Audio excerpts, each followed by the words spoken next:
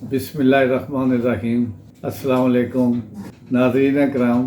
ابھی جیسا کہ آپ دیکھ رہے ہیں سردی اور گرمی میں آنکھ مچولی جاری ہے، تاہم سردی نے بہرحال آنا ہی آنا ہے۔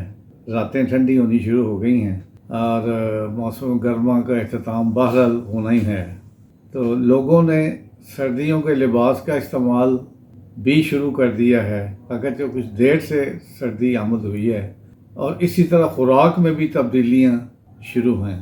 جگہ جگہ مچھلی کی شاپس کھل چکی ہیں، اگرچہ ابھی دانت بجنے والی سردی تو دسمبر کے آخر اور جنوری میں ہوگی، مگر ذہنی طور پر سب تیار ہیں اور پوری طرح اپنے کپڑے شپڑے سب ریڈی کر کے بیٹھے ہوئے ہیں۔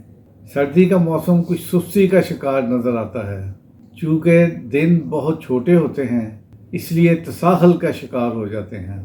ذہنی چستی اور جسمانی طاقت و توانائی کے لیے آپ کے لیے میں ایک ڈرائی فروٹ پاؤڈر کا انتہائی آسان نسخہ آپ کے لیے لایا ہوں، جس سے آپ کی ہر قسم کی سستی اور کاہلی دور ہو جائے گی اور آپ چوکس محسوس کریں گے۔ اپنے اندر ایک طاقت سی، ایک بڑی بھرپور طاقت آپ محسوس کریں گے۔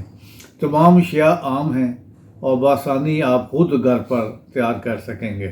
اجزاء نوٹ کر لیجئے: مغز بادام 100 گرام، کاجو 100 گرام، مغز پستہ 50 گرام، اخروٹ 100 گرام، خشخاش سفید 2 چمچ بڑے، چاروں مغز 50 گرام، الائچی سبز 15 عدد، اور چینی کا پاؤڈر حسب ذائقہ۔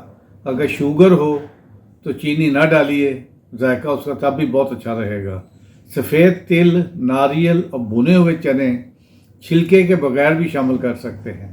ان تمام ڈرائی فروٹس کو اچھی طرح صاف کر لیں اور چھیلنے کی ضرورت ہو تو چھیل بھی لیں تاکہ بالکل صاف شفاف پاؤڈر بنے۔ بادام، کاجو، پستہ اور اخروٹ کو الگ الگ تھوڑے تھوڑے خشک کر کے بھون لیں توے پر یا پین میں ڈال کے، تاکہ ان کا رنگ ہلکا سنہری ہو جائے اور ان کی خوشبو آنے لگے۔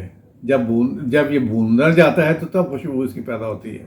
خشخاش اور الائچی کے دانے نکال کر اسے بھی ایک پین میں ہلکا سا بھون لیں تاکہ اس کی خوشبو بھی تیز ہو جائے۔